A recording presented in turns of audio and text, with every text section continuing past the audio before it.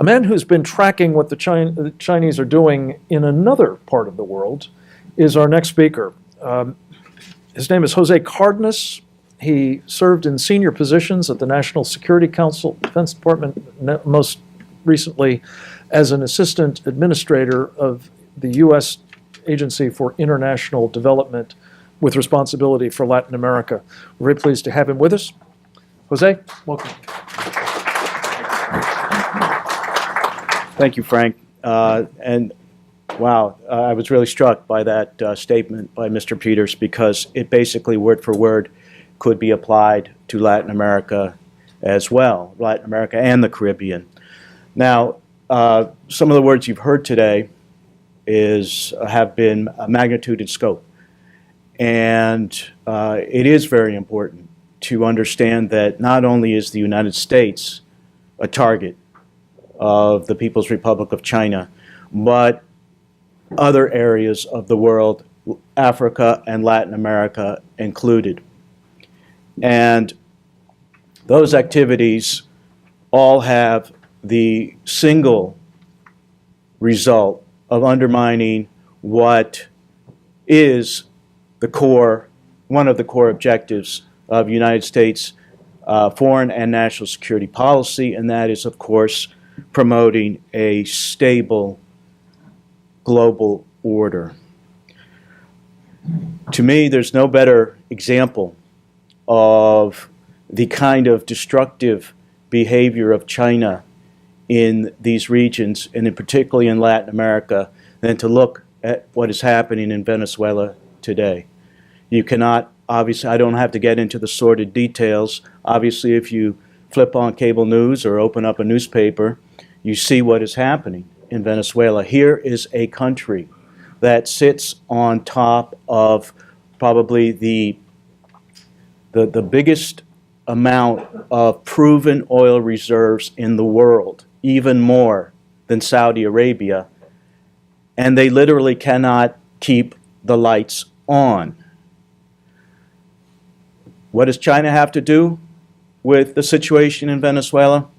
Well, China has been the banker, not only the banker of first resort, the banker of last resort.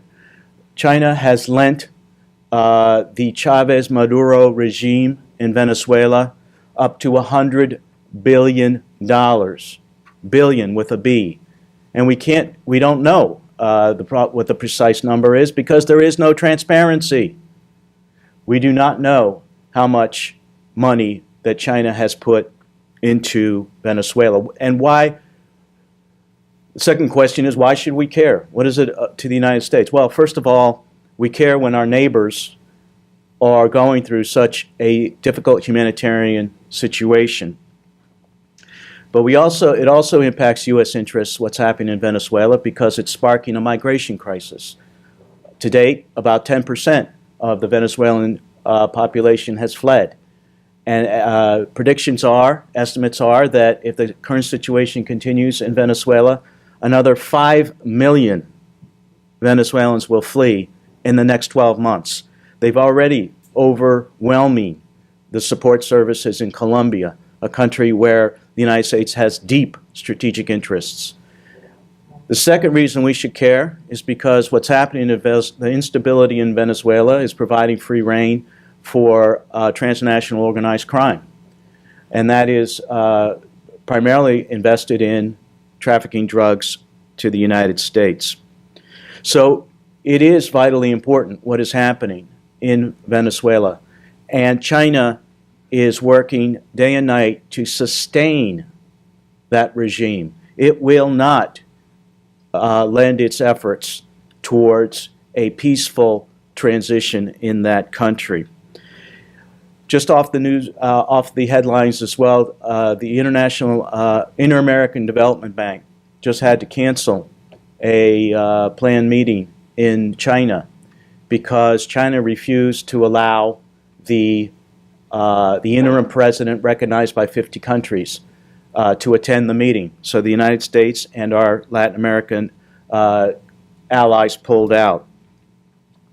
China is working against the democratic opposition in Venezuela by lending its services to disrupt social media in Venezuela.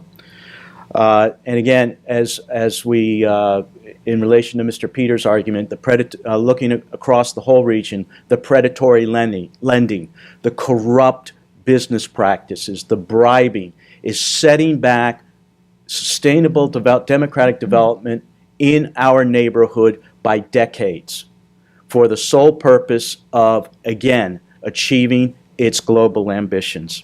We need to be paying attention. Thank you, ladies and gentlemen.